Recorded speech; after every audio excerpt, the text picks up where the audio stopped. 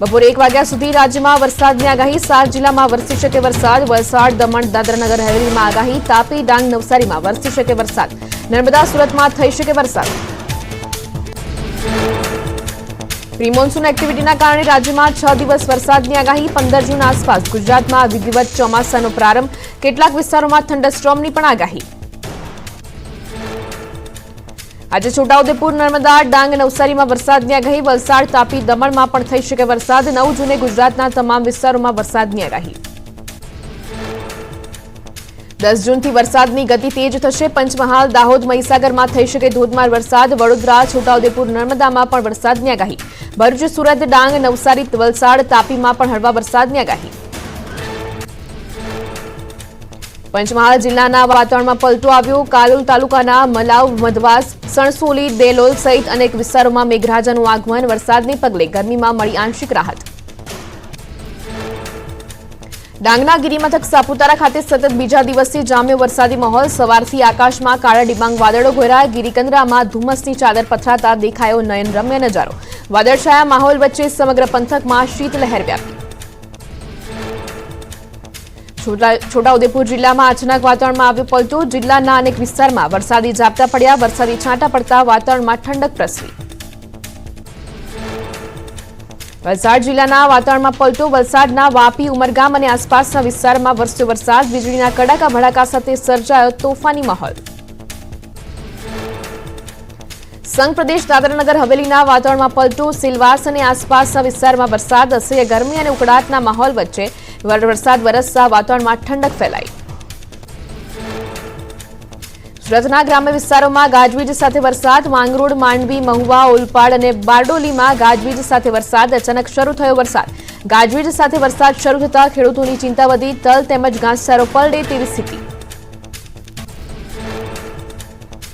રાજસ્થાનના રાજસમંદમાં મિની વાવાઝોડા જેવી સ્થિતિ સર્જાઈ ભારે પવન સાથે વરસાદ ખાબકતા અનેક પતરા ઉડ્યા વૃક્ષો ધરાશાયી થયા આકાશી વીજળી પડતા એક વૃદ્ધનું મોત એકાએક વાતાવરણમાં પલટો આવતા વધી સમસ્યા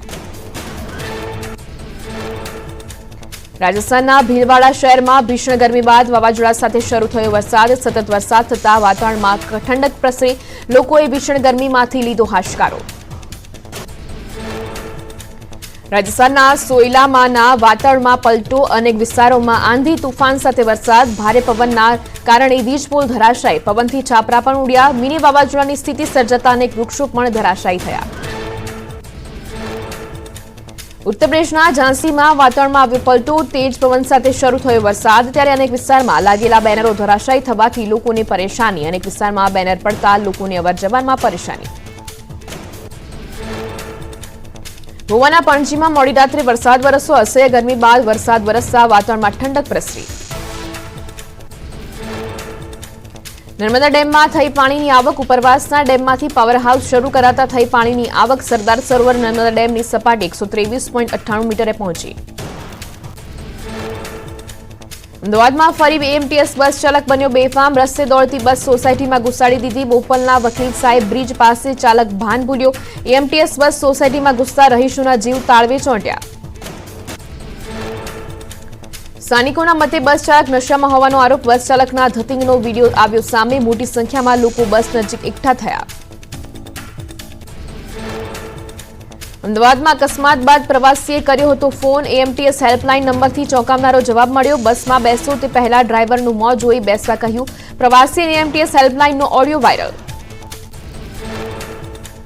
બસ કંડક્ટરે બસ ચાલક નશામાં હોવાનો કર્યો હતો ખુલાસો કહ્યું બસ ચાલકે ડબલ શિફ્ટ કરી હતી ડબલ શિફ્ટ હતી એટલે રાત્રે નશો કર્યાની વાત કરી રામોજી ફિલ્મ સિટીના સંસ્થાપક રામોજી રાવનું 87 વર્ષની ઉંમરે નિધન તબિયત લથડતા હોસ્પિટલમાં કરાયા હતા દાખલ તેમણે દેશમાં બિઝનેસ મીડિયા અને ફિલ્મ નિર્માણ ક્ષેત્રમાં આપ્યું હતું મોટું યોગદાન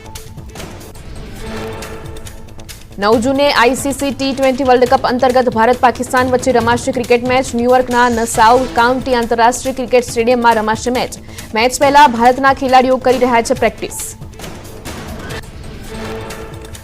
છત્તીસગઢમાં 3 ઇજાગ્રસ્ત પોલીસ જવાનોને ગોબેગ વિસ્તારમાંથી એરલિફ્ટ કરી હોસ્પિટલ ખસેડાયા નક્સલવાદી અને પોલીસ વચ્ચે થયેલી અથડામણમાં નક્સલીઓના એન્કાઉન્ટર સમયે 3 જવાનો ઇજાગ્રસ્ત થયા હતા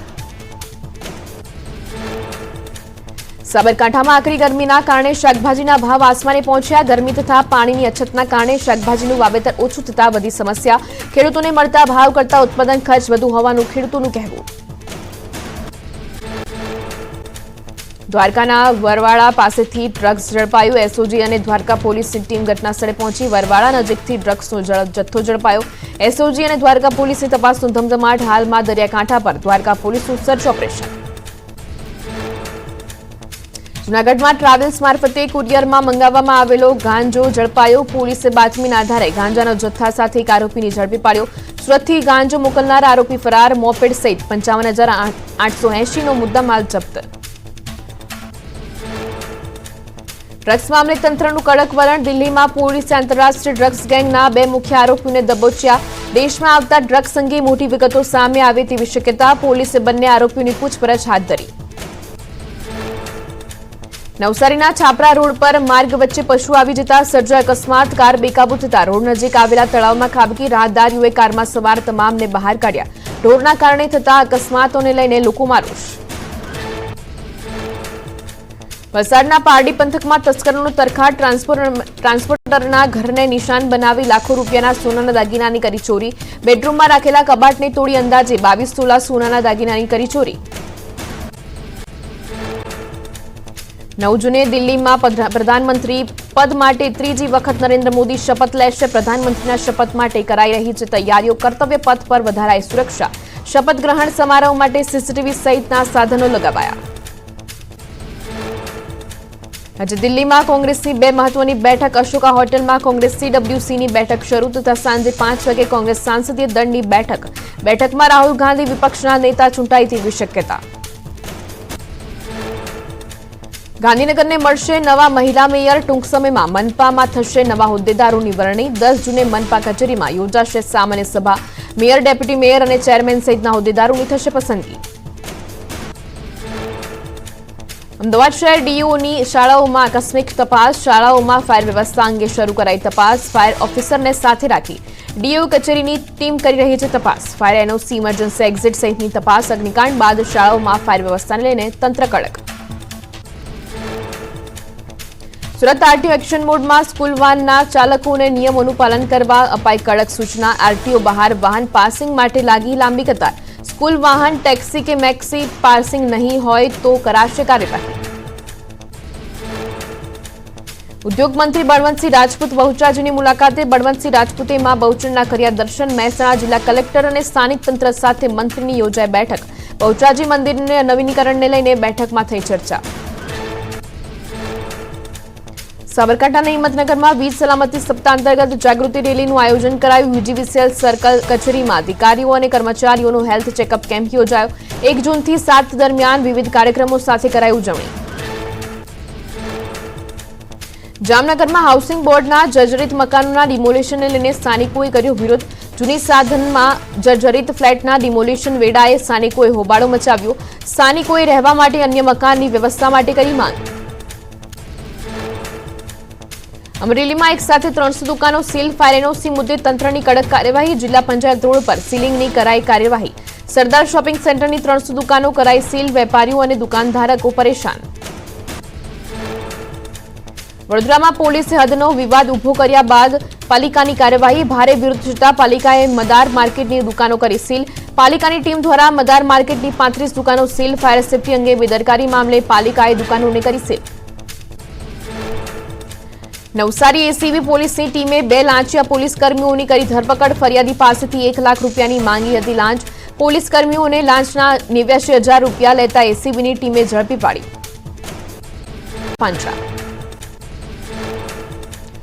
આવતીકાલે નરેન્દ્ર મોદી પીએમ પદે લેશે શપથ. હાલમાં શપથ ગ્રહણ માટેની તડામાર તૈયારીઓ. મોદી શપથ લે તે પહેલા જશે રાજઘાટ. નવી દિલ્હીમાં આવતીકાલે શપથ ગ્રહણ સમારોહ યોજાશે. તે પહેલા જિલ્લાને નો ફ્લાય ઝોન કરાયો જાહેર. રાજકોટમાં દીકરાના વિયોગમાં પિતાનું મૃત્યુ. અગ્નિકાંડમાં પુત્ર વિશ્વરાજસિંહ જાડેજાનું થયું મોત. છેલ્લા 2 દિવસથી પુત્રના નામનું કરી રહ્યા હતા રટણ.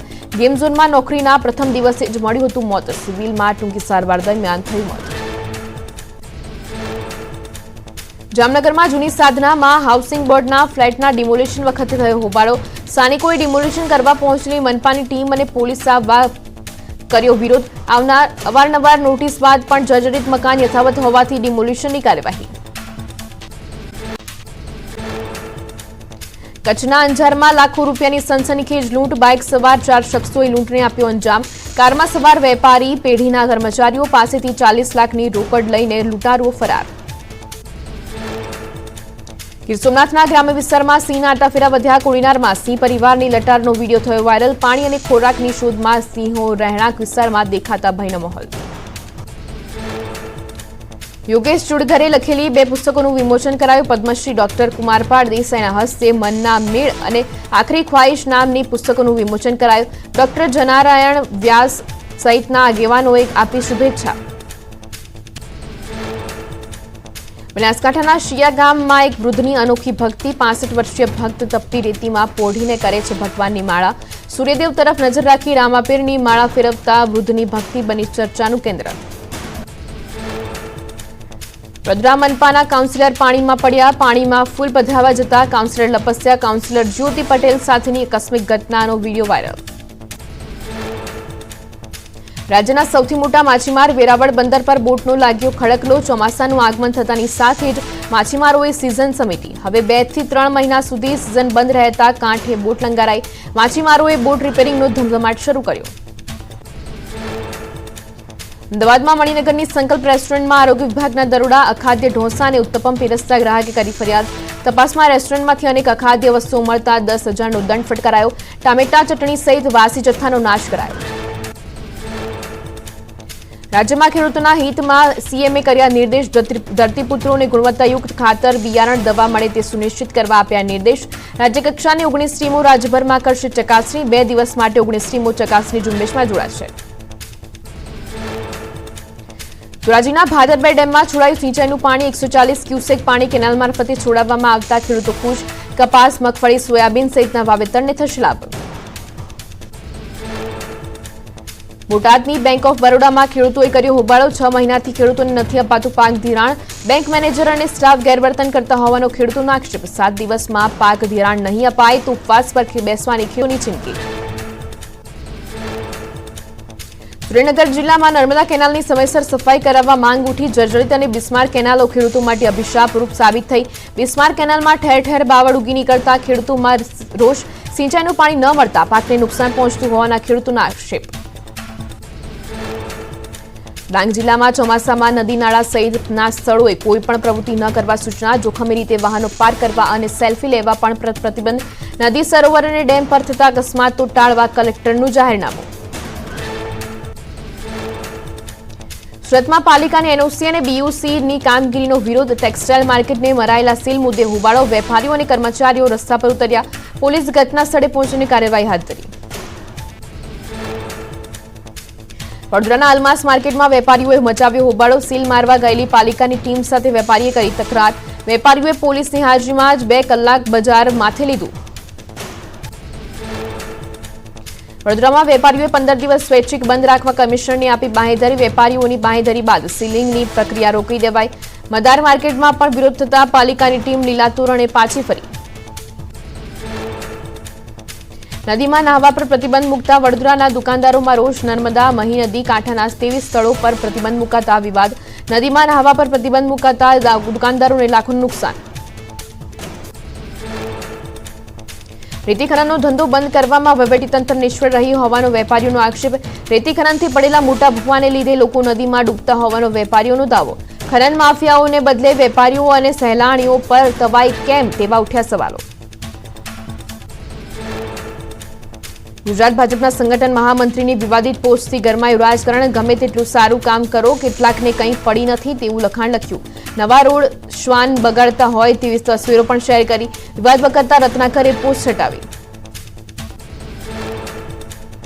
સુરતના નવાપરા જેડીસીમાં કામદારો રસ્તા પર ઉતર્યા. એક કામદારનું મોત થતા વળતર મુદ્દે હોબાળો. આકસ્મિક બનાવમાં સંચાલકો જવાબદારીથી હાથ ખંખેરી લેતા હોવાનો આક્ષેપ. પોલીસે સ્થળ પર દોડી મામલો થાળે પાડ્યો.